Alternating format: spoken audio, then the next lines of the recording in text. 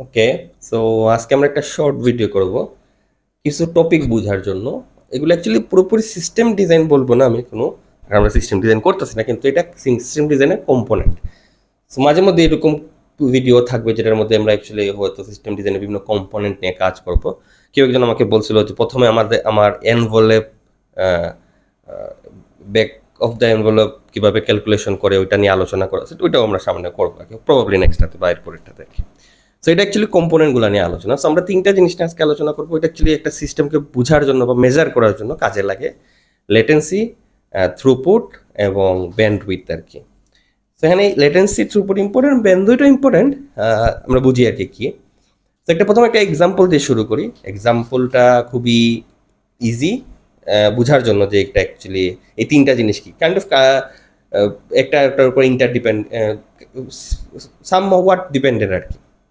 তো লেটেন্সি আমি যদি চিন্তা করি যে আমি ঢাকা থেকে সিলেট যাব, ঠিক আছে? তো এখানে ধরি যে রাস্তাটা 5 লেনের, এবং আমি অ্যাকচুয়ালি একটা, সাপোজ আমি কিছু ডেলিভার করব, তো আমি 4টা গাড়ি ইউজ করতেছি। আর আমার গাড়িগুলো গিয়ে আসতে মোটামুটি 4 ঘন্টা সময় লাগছে, ঠিক আছে? ওকে, তো এই 4 ঘন্টা হলো কি আমার লেটেন্সি, ঠিক আছে? 5টা যে লেন আছে এটা ব্যান্ডউইথ ধরতে পারি আমি। আর আমি যে 4টা গাড়ি ইউজ করছি, এই 4 হলো কি আমার থ্রুপুট, ঠিক আছে? এত সহজ না বুঝা, মানে আমি জাস্ট বোঝানোর চেষ্টা করলাম এই উদাহরণ দিয়ে, যাতে আমরা মনে রাখতে পারি আর কি জিনিসটা, যে কোনটা কি করে। মনে রাখারও দরকার নেই, কিন্তু বোঝার সুবিধা হয় আর কি। আমরা অ্যাকচুয়ালি এখন রিয়েল কেস দেখবো যে কীভাবে এটা কাজ করে আর কি, ঠিক আছে? সো আমরা ধরি আমাদের একটা পিসি আছে, পিসি থেকে হয়তো আমাদের একটা সার্ভারের মধ্যে আমি একটা রিকোয়েস্ট দিলাম, এবং আমরা অ্যাকচুয়ালি অলওয়েজ লেটেন্সিটা রাউন্ড টাইমে ক্যালকুলেট করি, মানে আমার গিয়ে আসতে কত সময় লাগে, শুধু যাওয়াটা আমরা কখনো ক্যালকুলেট করি না, তাহলে এটা লেটেন্সি হইতো না আর কি অ্যাকচুয়ালি। কোনো একটা রিকোয়েস্ট দিছি, তো ওই রিকোয়েস্টটা গিয়ে আবার ফেরত আসছে। তো যাইতে ধরলাম 10 মিলি সেকেন্ড লাগছে, আসতে ধরলাম 10 মিলি সেকেন্ড লাগছে রিকোয়েস্টটা। এবং সে যখন সার্ভারে গেছে তখন তার ক্যালকুলেশন করতে বা যে কাজটার জন্য সে গেছে, ধরলাম কোনো ইমেজ জেনারেট করতে গেছে ধরলাম, তো এটার জন্য আরও 200 ms লাগছে। তো তার টোটাল লেটেন্সি হলো গিয়ে 100 প্লাস 100 প্লাস 200, সো ইনইকুয়াল 400 ms বা 400 মিলি সেকেন্ড। সো বেসিক্যালি এটাই লেটেন্সি আর কি। সো লেটেন্সি অনেকগুলো কারণে হতে পারে। প্রথমত আমার ক্যালকুলেশন এর মধ্যে আমি অনেক আনএফিশিয়েন্টলি ক্যালকুলেট করছি, এটা একটা ইস্যু হতে পারে।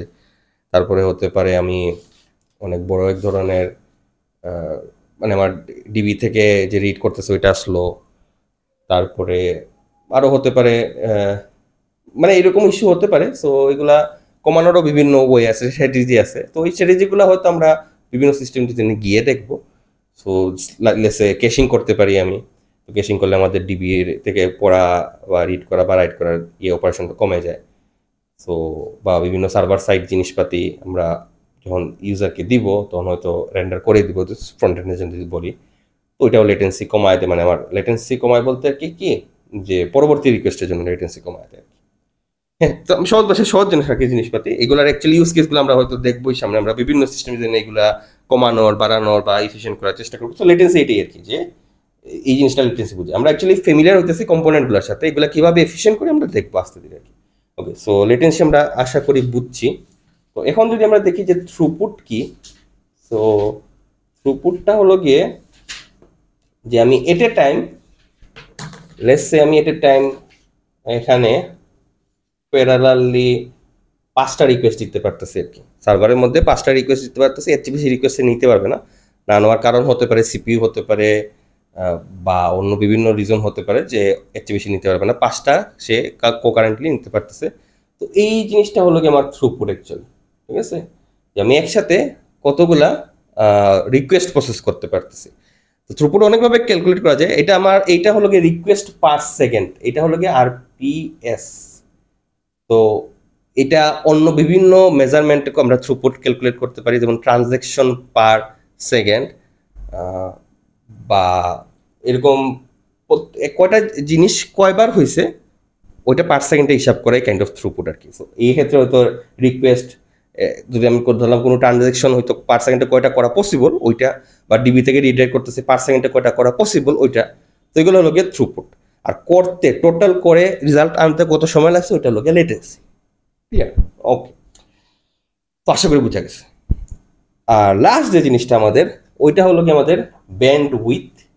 তো ওইটা অ্যাকচুয়ালি আমি বলছিলাম যে লেস ইম্পর্টেন্ট, কারণ ধরে আমাদের এই যে তার ধারা আমার সার্ভার আর কানেকশন আছে, এটা স্যাটেলাইট দ্বারা হইতে পারতো, মানে আমি আপাতত তাও মানে আমার ম্যাটার তো করে যে কত গিগাবাইট বা কত মেগাবাইট পার সেকেন্ডে ট্রান্সফার করা পসিবল, ঠিক আছে?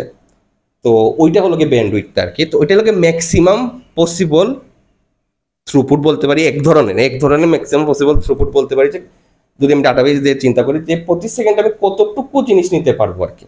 ওইটা হলো ব্যান্ডউইথ ডিসাইড করে আর কি। ব্যান্ডউইথ ডিসাইড মানে আমি আমার থ্রুপুট তাকে লেটেন্সি এত এফিসিয়েন্ট করছি যে আমি একসাথে 5 গিগাবাইটের ডাটা পাঠাই দিতেছি, কিন্তু আমার ব্যান্ডউইথ হলো গিয়ে 1 গিগাবাইট পার সেকেন্ড। তো এটা পসিবল না।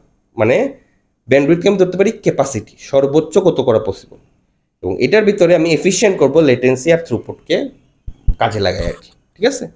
তো নর্মালি আমি ব্যান্ডউইথ কেন বলছি কম্পিউটারে, কারণ আমরা সিস্টেম ডিজাইনের ক্ষেত্রে ব্যান্ডউইথটাকে কন্ট্রোল করি না বা বাড়ানো কমানোর চেষ্টা করি না, কারণ ফিজিক্যাল জিনিস, মানে ওইটা হয়তো আমাদের হাতেও নাই। আমরা লেটেন্সি আর থ্রুপুটকে এফিশিয়েন্ট করার চেষ্টা করি, এবং যে ব্যান্ডউইথ আছে ওইটার মধ্যে ম্যাক্সিমাম কীভাবে যাওয়া যায় ওইটা করার চেষ্টা করি আর কি। ওকে, সো আশা করি বোঝা গেছে যে থ্রুপুট, লেটেন্সি এবং ব্যান্ডউইথ কি, এবং আমরা সামনে সিস্টেম ডিজাইনে এই টার্মগুলো ইউজ করলে আশা করি কেউ কনফিউজড হবেন না। Thank you.